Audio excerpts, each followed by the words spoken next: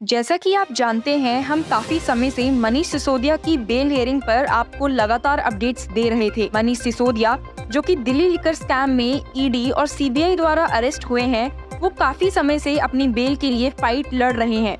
Corruption और money laundering के charges लगाते हुए सीबीआई और ईडी दोनों ही उन्हें इन्वेस्टिगेट कर रही हैं। यहाँ तक कि उन्हें फरवरी में अरेस्ट भी कर लिया गया था। आम आदमी पार्टी के नेता 2028 दिन से जेल में बंद है। हाईकोर्ट से बेल न मिलने के बाद मनीष सिसोदिया सुप्रीम कोर्ट पहुंचे थे, जहां justices Sanjiv Khanna and SVN Bhatti का बेंच उनके दिल्ली हाई कोर्ट के ऑर्डर के अगेंस्ट प्ली सुन रहा था। इस केस में 14 जुलाई को एपेक्स कोर्ट ने नोटिस इशू किए थे। जैसा कि आप जानते ही हैं कि प्रीवियस हियरिंग्स में जो मेन कंटेंशंस मनीष सिसोदिया के lawyer senior advocate Manu Singhvi ने रेज किए, वो ये थे कि सिसोदिया को इम्प्लीकेट करने के लिए कोई मनी ट्रायल नहीं है। साथ ही ये भी कहा गया कि कोई भी एविडेंस नहीं है जो सिसोदिया के against section 3 of the prevention of money laundering act के इंडिपेंडेंट मनी लॉन्ड्रिंग ऑफेंस को लिंक कर सके। पर वहीं एएसजी एसवी राजू, जो इस केस में अपोजिंग काउंसिल हैं, उन्होंने इस बात का ऑब्जेक्शन जताया था।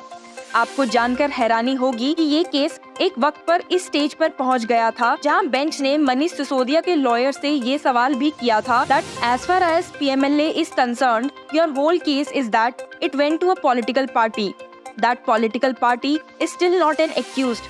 How do you answer that? He is not the beneficiary. The political party is the beneficiary. जिसके बाद प्रीवियस हियरिंग में हमें देखने को मिला कि एडवोकेट मनु सिंघवी ने बेंच के सामने ये कंटेम्पलेट किया कि वो आम आदमी पार्टी को भी इस केस में को एक्यूज बनाना चाहती है। ये सुनकर बेंच काफी शॉक और सरप्राइज नजर आया था और उन्होंने एडवोकेट को इस पर सोचकर अगले दिन जवाब देने के लिए कहा था। मंगलवार को इस केस के फाइनल आर्ग्यूमेंट्स देते हुए एडवोकेट मनु सिंघवी ने सबमिट किया कि prevention of money laundering act के अंडर सीबीआई की एलिगेशंस में सिसोदिया के खिलाफ ब्राइबरी का कोई ऑफेंस नहीं था। He said, If there is no predicate offence, ED can't be there. उन्होंने सबमिट किया कि लिकर पॉलिसी में मॉडिफिकेशन के रिगार्डिंग और एयरपोर्ट लाइसेंसेस के रिगार्डिंग 220 करोड़ की ब्राइब का एलिगेशन प्रेडिकेट ऑफेंस का पार्ट नहीं है। He said, Without the predicate offence, this 220 is nothing. I am not on the amount. I am on the concept. जिसके बाद justice Khanna ASG SV Raju की तरफ मुड़े और पूछा, Mr. Raju, if it is not part of the predicate offence that this bribery was paid, you may be in difficulty in proving Prevention of Money Laundering Act. If you had said bribe of 2.2 crores was paid for tweaking the policy, yes, but you cannot create a predicate offence in your PMLA case. We cannot go on an assumption. Whatever protection is given in the law will be fully extended.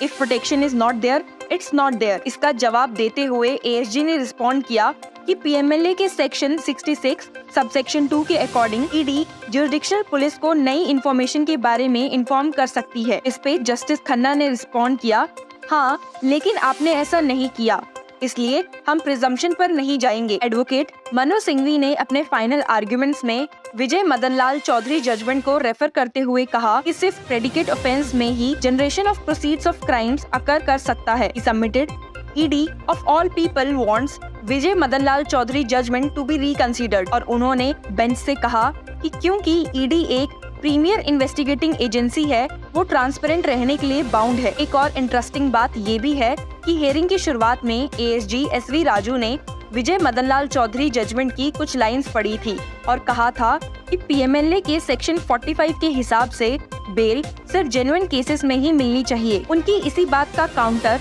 Advocate Manu Singhvi ने इस तरह से दिया है। Hearing के दौरान bench ने ASG से ट्रायल पूरा होने के बारे में सवाल किया, जिसके जवाब में ASG राजू को ये कहते हुए भी सुना गया कि ट्रायल 9 से 12 महीने में खत्म हो सकता है, जिसपे सिंघवी ने हैरानी से कहा, You can't keep me behind bars with 500 witnesses and 50,000 documents in the interim when the trial is to start and when there is no evidence linking me. को याद होगा कि कोर्ट इस बारे में पिछली हियरिंग पर भी सवाल कर चुका है और इसी के रिलेशन में उन्होंने ASG से कहा कि केस में 294 विटनेसेस हैं और 21 to 35,000 तक डॉक्यूमेंट्स हैं। ऐसे में ट्रायल कैसे हो पाएगा? तो ASG ने जवाब दिया था कि इस केस में 207 कानूनी कार्रवाई करना बाकी है, इसी वजह से ट्रायल में देरी हो रही है। सिंघवी ने अपने पूरे एफर्ट्स लगाते हुए कि मनीष को बेल मिल जाए, बेंच को बताया कि liquor policy institutional multi layer decision making process spread over air का रिजल्ट थी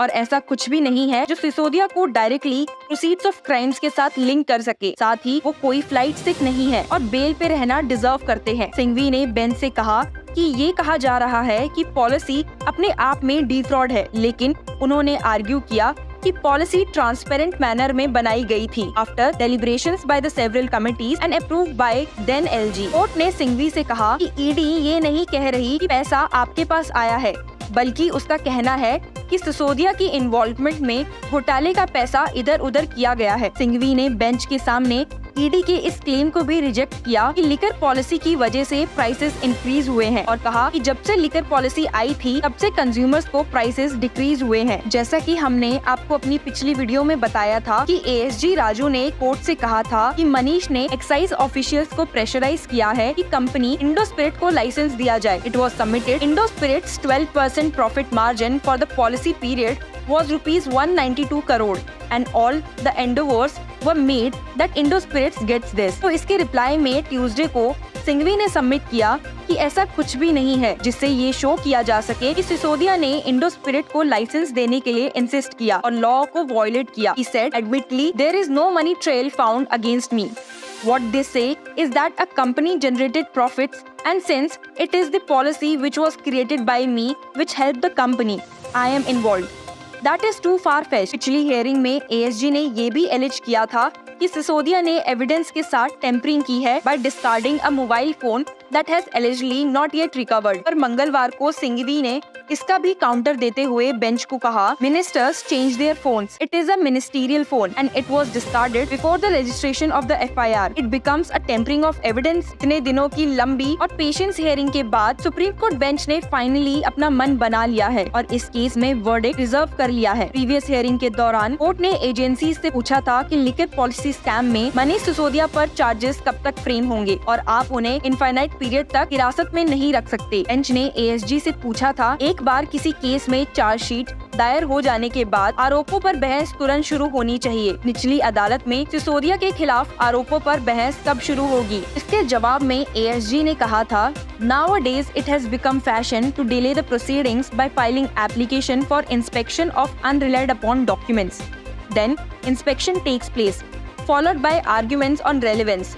This requirement of giving unrelied upon documents has resulted in whether wrong or right। तो फिर से जस्टिस खन्ना ने सवाल किया कि क्या सेक्शन 207 की एप्लीकेशंस मैटर डिले कर रही है, जिसके बाद राजू ने बेंच को इंश्योर किया और कहा, as far as the CBI case is concerned, in the ED case cognizance has been taken and summons issued. They will try to finish it as early as possible. तो अब देखते हैं कि मनीष सिसोदिया पर आगे की कार्रवाई कब तक शुरू होती है और क्या सुप्रीम कोर्ट उन्हें इस मामले में बेल ग्रांट करेगा या नहीं। To know more about the case, keep following law chakra.